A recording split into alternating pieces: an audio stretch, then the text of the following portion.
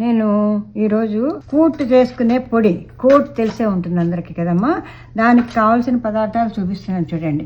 First ధనియాలు ఒక కప్పుడు, మిరియాలు ఆధా కప్పు, ఏమా పావు కప్పు జీలకర్ర, ఏమా తర్వాత మెంతులు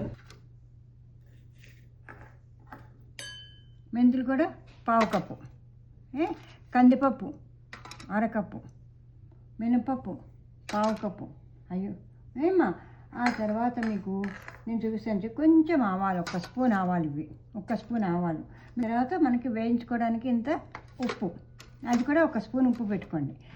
దాంట్లో కలుపుకోవడానికి ఒక స్పూన్ ఇంగువ. తర్వాత ఇది వచ్చేసేమో మీకు కొంచెం బియ్యం, ఎందుకంటే పులుసు తిక్కుగా ఉండడానికి 2 రోజులున్నా పాడు కాకుండా ఉండడానికి. కొంతమందికి వాసన వచ్చేస్తుంది అంటారు కదా, అలా ఉండడానికి కోసం అని చెప్పి నేను ఈ బియ్యం వేస్తాను అనమాట. వేసిన తర్వాత ముఖ్యమైనవి చూపిస్తున్నాను చూడండి. ఇవన్నీ నోట్ చేసుకున్నారు కదా, నేను చూపిస్తాను నా చేతితోటి, మీరు చూడండి. ఫస్ట్ ఎండు కొబ్బరి, ఇది మీరు పట్టా అంటారు కదా, ఆకు దాల్చి నాకు ఏదో ఏమంటారమ్మా నాకు తెలియదు, మేము పట్టా అంటాము ఏమో. ఇది షాజీరా, ఇవి లవంగాలు 5, ఇది నిమ్మ పువ్వు అంటారు చూడండి, అది నువ్వు ఆ మార్కెట్లో దొరుకుతుంది. ఇది కూడా పట్టా ఇంత ముక్క, ఏమంటారు ఇది దాల్చిన చెక్క అంటారు చూడండి, ఇంత ముక్క ఇది.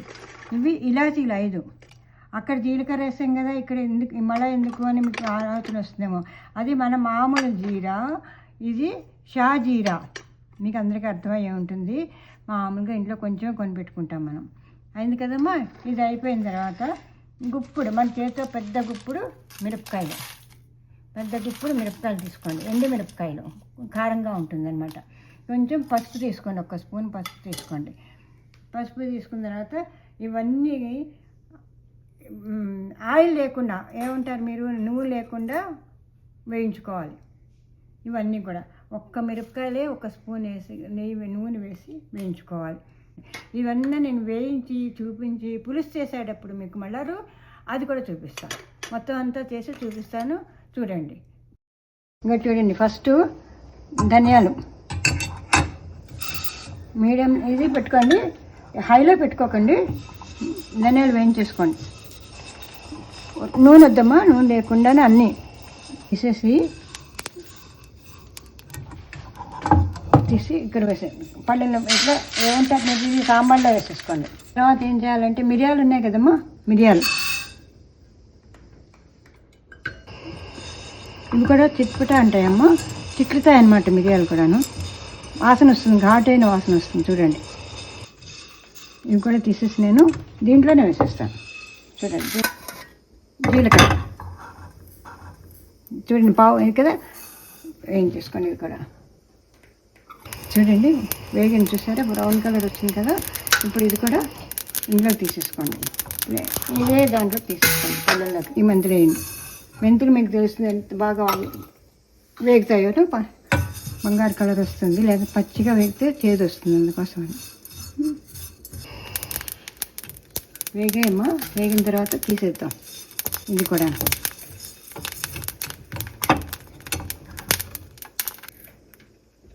కందిపప్పు అమ్మా,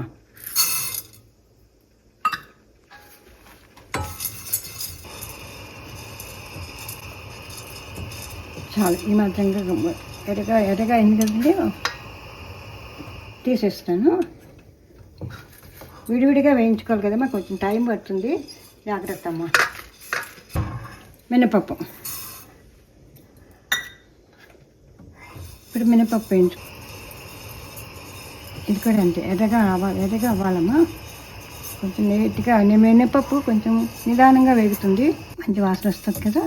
ఇప్పుడు తీసేయండి. ఇప్పుడు కొంచెం ఆవాలు ఇచ్చాను కదమ్మా, ఆవాలు ఉడికినాయి కొంచెం ఇట్లా చిట్టుపట్టే వరకు తీసేది కూడా ఇందులో వేసేసుకోండి. ఏం చేయాలంటే అమ్మా, కొంచెం బియ్యం తీసుకున్నాం కదా, ఇక బియ్యం అవి వేగుతూ ఉన్నప్పుడే ఎగురుతాయి చూడు, బియ్యం ఎగురుతున్నప్పుడు ఏం చేయాలి, వేగేవి. ఇప్పుడు ఎండు కొబ్బరి వేయండి. ఎండు కొబ్బరి, చెక్క, పువ్వు, షాజీరా, ఇలాచి వేసేసేయండి. దీంట్లోనే పట్టా కూడా వేసేయండి ఇట్లాగే. ఇప్పుడు ఇవి కూడా మనం ఇంట్లోకి తీసేసుకుందాం.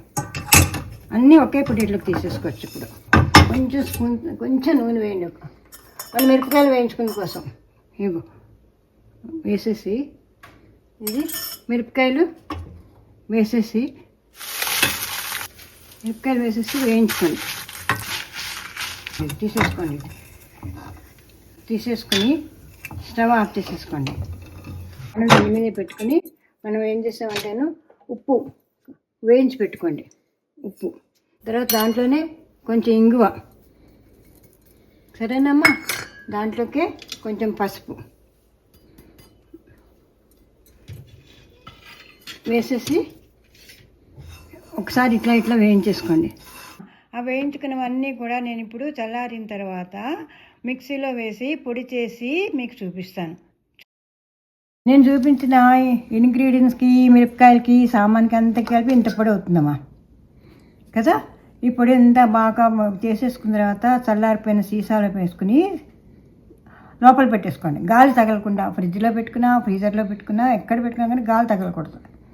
ఇది మీరు బిసిబిలి బాత్ అంటారు చూడండి, దాంట్లో కూడా వాడుకోవచ్చు. కూట్ పొడి చేయడం నేర్పించాను కదమ్మా, ఇప్పుడు నేను మీకు కూట్ చేయడం నేర్పిస్తాను. కూట్ చేసుకోవాలి కదా మనం, దానికి కావాల్సిన పదార్థాలు చూపిస్తున్నాను చూడండి. ఇంత కందిపప్పు చాలమ్మా, కనీసం దగ్గరగా 5-6 మందికి కూట్ వచ్చేస్తుంది ఏమ్మా. తర్వాత ఇంత చింతపండు అమ్మా, నానబెట్టుకుని రసం తీసి పెట్టుకోండి. ఈ మాత్రం బెల్లం ఉండాలి, అది కొంచెం తీపిని బట్టి బెల్లం ఇంత ఉండాలమ్మా. ఆ తర్వాత ఏం చేస్తారు మీరు, ఇది కూడా కొంచెం ఉప్పు, పసుపు, ఇంగువ వేసేసి కొంచెం ఈ మాత్రం మెత్తగా అయ్యేటట్టు వరకు ఉడికించుకోండి. లేదు అంటే కుక్కర్లో 1-2 విజిల్స్ వచ్చే వరకు పెట్టుకోండి. ఇది అయిపోతుంది కదా, అప్పుడు ఉడికిపోయిన తర్వాత ఇది బాగా మెత్తగా మ్యాష్ చేసేసుకోండి. పప్పు మెత్తగా మ్యాష్ చేసేసుకున్న తర్వాత ఏం చేస్తారంటే పప్పు బాండిలో కొంచెం నూనె వేసుకుని ముక్కలు వేసేయండి.